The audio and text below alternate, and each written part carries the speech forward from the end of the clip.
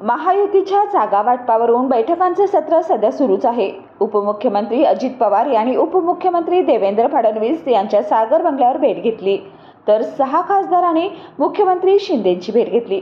शिंदेंची शिवसेना आणि अजित पवार यांच्या राष्ट्रवादीचं जागा वाटपावरून काहीसं अडलं असल्याचं दिसत आहे। महायुतीचं जागा वाटप आणखी 2 दिवस लांबण्याची शक्यता आहे, कारण आता महायुतीला मनसेचं इंजिन लागण्याची शक्यता आहे। त्यामुळे मनसेसोबत वाटाघाटी झाल्यानंतर महायुतीचा फॉर्म्युला समोर येईल। भाजपने आतापर्यंत 20 उमेदवारांची यादी जाहीर केली आहे। अजित पवार गट 4 पेक्षा अधिक जागांवर आग्रही आहे। त्यासाठी अजित पवार यांनी देवेंद्र फडणवीस यांची भेट घेतली। सागर बंगल्यावर जागांच्या अदलाबदलींच्या संदर्भात फडणवीस दादांमध्ये चर्चा झाल्याची माहिती समोर येत आहे।